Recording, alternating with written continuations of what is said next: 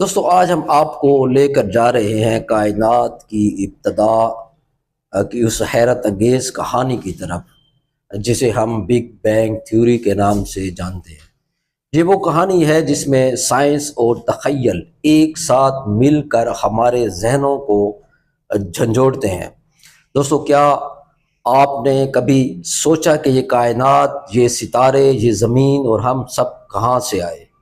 کیا یہ سب ہمیشہ سے موجود تھے یا پھر کوئی خاص لمحہ تھا جس سے یہ سب کچھ ترتیب پایا؟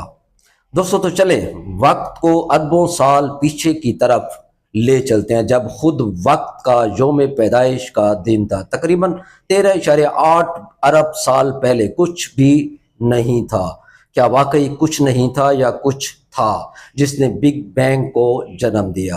یا خلا تھی؟ کیونکہ اگر کچھ نہیں تھا تو دھماکہ کیسے ہو گیا، کہاں ہوا، کس جگہ ہوا؟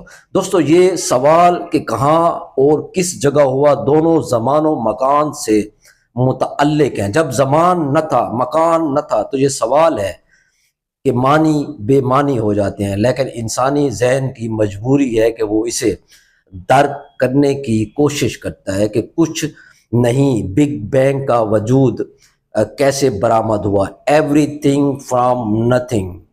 تو دوستو نہ زمین، نہ آسمان، نہ وقت اور نہ ہی کوئی جگہ، ایک مکمل سکون، ایک مکمل خلا، اور پھر اچانک ایک زبردست دھماکہ ہوتا ہے۔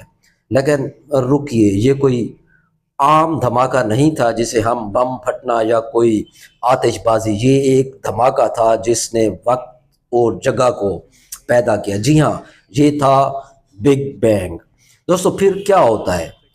دوستو اس دھماکے کے بعد کائنات ایک چھوٹے سے نقطے سے پھیلنے لگتی ہے۔ یوں سمجھیں آپ نے ایک غبارہ پھلانا شروع کیا ہوا ہے۔ وہ نقطہ جسے ہم سنگولیرٹی کہتے ہیں نہایت گرم اور نہایت گھنا تھا۔ جیسے جیسے یہ نقطہ پھیلتا گیا کائنات ٹھنڈی ہونے لگی۔ ٹھنڈی ہونے کے ساتھ ہی سب سے پہلے ہائیڈروجن اور ہیلیم جیسے بنیادی عناصر بنے۔ وقت گزرنے کے ساتھ یہ عناصر ایک دوسرے کے ساتھ جڑنے لگے اور ستارے، کہکشائیں اور سیارے وجود میں آنے لگے۔ آپ سوچیں، یہ وہی کائنات ہے جس کا ہم آج حصہ ہیں، وہی کہکشائیں جو بگ بینگ کے بعد وجود میں آئیں، آج آسمان میں ہمیں جھلملاتی نظر آتی ہے۔ زمین جو ہمارے لیے ایک گھر ہے، اس کہانی کا تسلسل ہے۔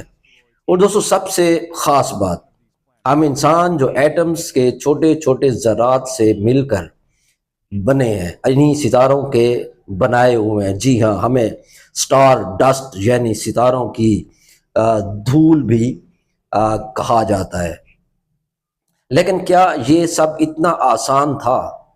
کیا یہ کائنات ہمیشہ پھیلتی رہے گی؟